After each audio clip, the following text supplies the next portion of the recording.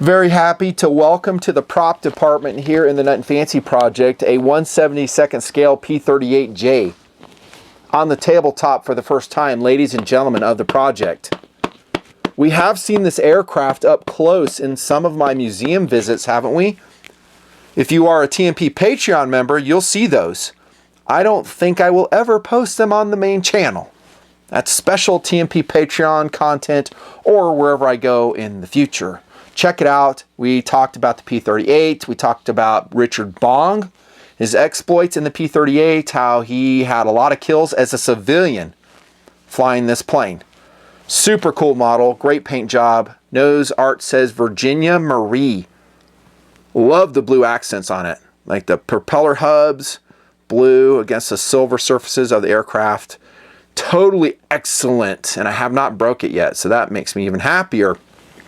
One of the cool things about keeping it in the same scale, I do go smaller scale because they do fit on the table better than 1/72nd, but you are reminded about sizes. So I always thought in my mind that the P38 was a huge plane, but here comes this P47 in the same scale.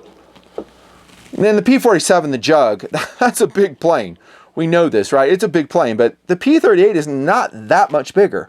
I always thought the P38 was like approaching the size of a B-25. Not true.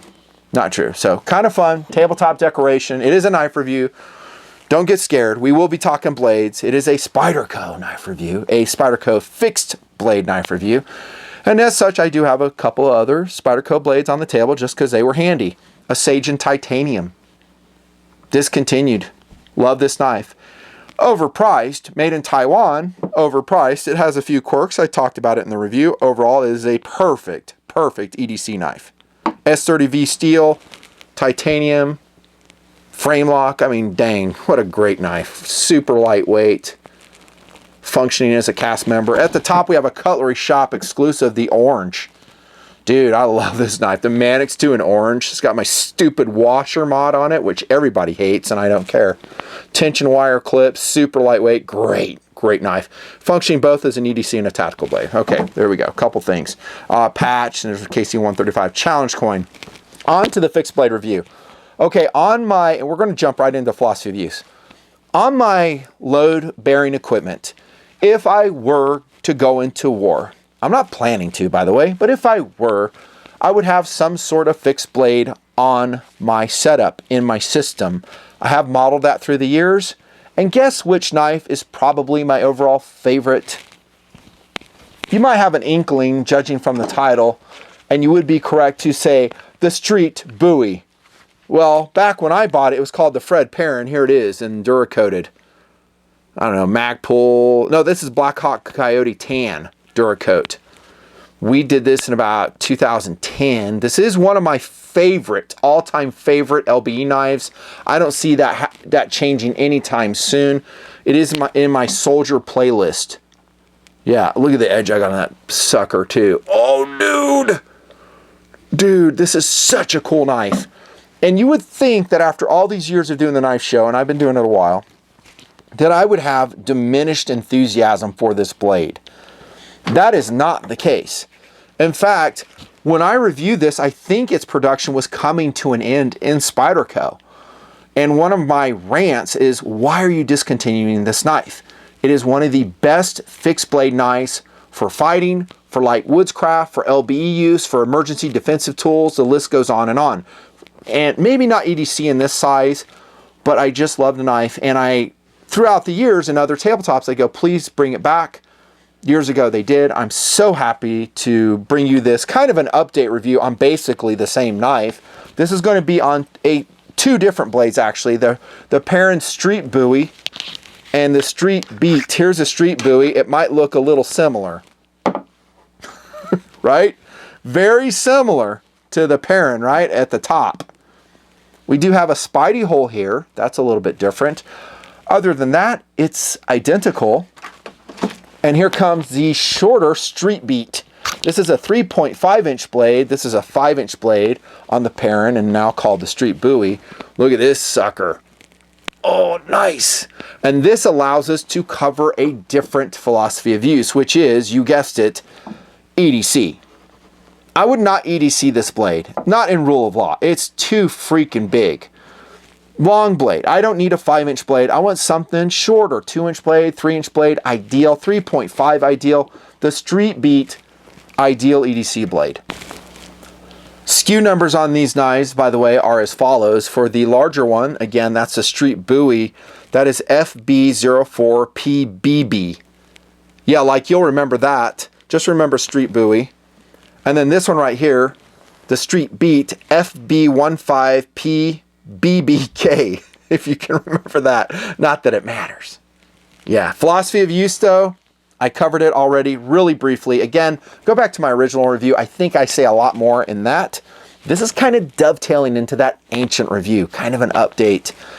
I'll tell you what, I really wouldn't mind EDCing that one. Seriously, and you guys know I do not EDC fixed blades very often. I don't. I'm doing something like this. It gets it done for me. Easy, compact. It doesn't bang into the steering wheel when I'm driving. Doesn't dig into my side. Fixed blades, unless they're just designed just right, they can be obnoxious when you carry them. Maybe your mileage is different. That's just me and my take. But the Street Beat, dude, outstanding. Let me show you the sheath, by the way. Look at this sucker. So it's got the G-clip on it, which we've talked about many times before. No need to cover it again. It is a plastic sheath, which is totally fine with me. It has positive retention in it. I almost prefer plastic over Kydex because sometimes Kydex adds weight, as I've said. It just does. Nicely riveted. Drain hole right here. Does it rattle? Not at all. I'm post-surgery on this, so bear with me. Got it out even with the operative arm. Fantastic. And of course, guys have adapted the sheath to all kinds of different carry methods. So belt, LBE, you can 550 cord it to different things, to pack straps, carry it in all different orientations. It's secure so securely, you can carry it upside down, no problem. Here's the updated sheath for the Street Bowie, AK Fred Perrin. Right here, same sheath as we saw before, right? No. Ah, speaking of 550 cord, I did it. That's one way I secure it to my LBE. Now, this is a tech lock fastener. I don't remember if this came with it. I think I added this. This did not come with it. It came with a G-clip bit, but for whatever reason, I added 1 year a tech lock to it. It's running a tech lock. They're great. I really like them, but they do add weight. They're like 2.5 ounces just for the fastener, which is too heavy. I have just ran it with hollowed out 550 cord, as you can tell. All kinds of ways you can attach a sheath. You can see I have a zip tie in there. I think that was because I didn't really have a way to secure that fastener here, so I just zip tied it, painted it. Actually, that's also Duracoated in Black Hawk Coyote tan. But the same sheath as we saw before. I was talking about how you can carry it upside down. Still in pain on the shoulder. Bear with me. Ouch. Yeah, nice. See if the retention on this matches the Street Bowie. A little bit lighter in this one, just a little bit. You know, would I jump out of an aircraft with a Street Bowie on me without having it secured? Nah, I wouldn't. I would actually have like an elastic cord with a hook on it, and then I would hook it up here, and then that would be pulling the knife in. I would do it that way. I wouldn't have a problem. Let's do this experiment. I haven't done this. Let's see if this fits in this one right here. Nope, not really. It's too loose. Let's try the original one. I love that edge. Look at that. Super cool. Yeah, that's better. Fits in. I'll say this though, the new sheaths seem to be more positive than the older one. Yeah, that's positive. Better fitment, a little bit better design, albeit this one has, I don't know, 10 years of use on it. Maybe time to get a new sheath. Maybe. Then we go to the blades, which are fantastic, at least in their shape. It's a standard clip blade. Need I insert my rant on how much I love clip blades? Thank you, I won't. Unsharpened swedge, perfect tip. They come out of the box razor sharp. Matte finish black on these ones. Spidey hole with the Spidey logo on that, something we didn't have in this particular version right here. And you can see my original lettering on the Perrin. Same knife really, just a couple differences. Same steel, VG10.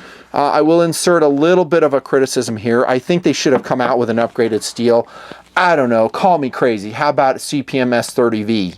That's what they should have done. Not that I hate VG10, I don't. It's just a little bit soft. You know, if you're going to put this into like camp use, like the Street Bowie, you know, and be preparing stuff, doing kindling work, you're going to be sharpening this thing a lot. I will consider this a lightweight camp blade too.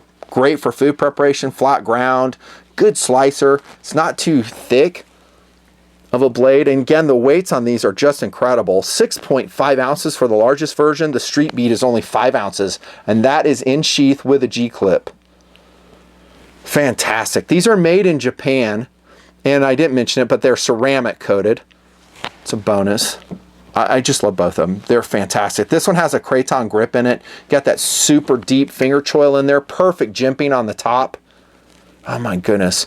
Look at the tapering right here. How it goes in the back of the hand. Right here. That is a comfortable blade. Lanyard hole right here on the Perrin. Oh, I'm sorry, the Street Bowie.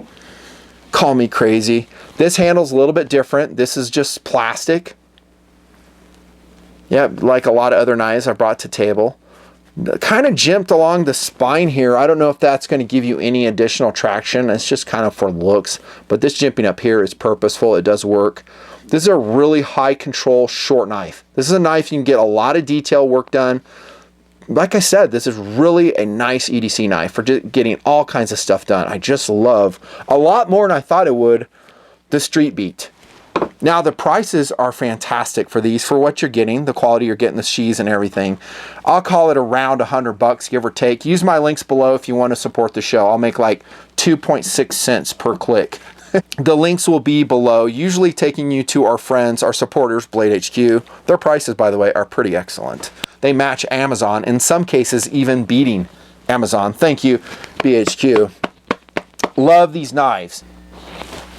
In preparing for this KRV, I did click around on the interweb a little bit, and I will admit I went down some rabbit holes that I shouldn't have gone down. You know what I'm talking about?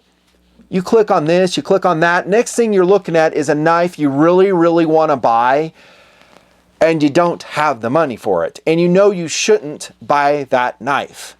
Case in point, I clicked on and checked out some original Perrin custom blades. They are fantastic, by the way. Yeah, a little bit pricey, $400 to $450 a piece. But I looked at the original, genuine Street Bowie, you know, from which this knife takes its inspiration. Awesome blade. Loved it. All kinds of variations. Each one is a little bit different than the next. A custom, if you will.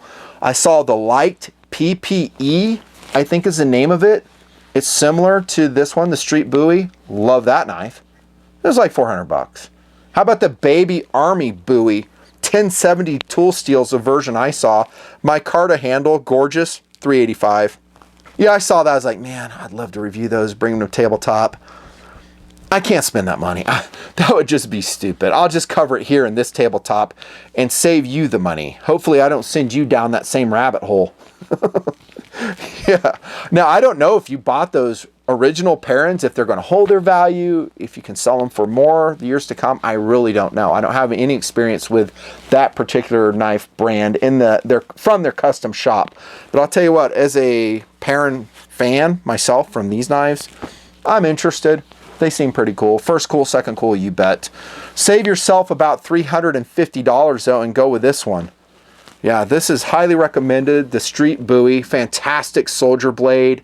Lightweight stainless steel outdoors blade. Maybe this one you could use as an EDC defensive knife. It is super light if you integrate it smartly into your carry system. Maybe you have a satchel or something, or a messenger bag. I could see that actually, and that would actually be a smart application. It's not too heavy. On person for me, probably too big for that.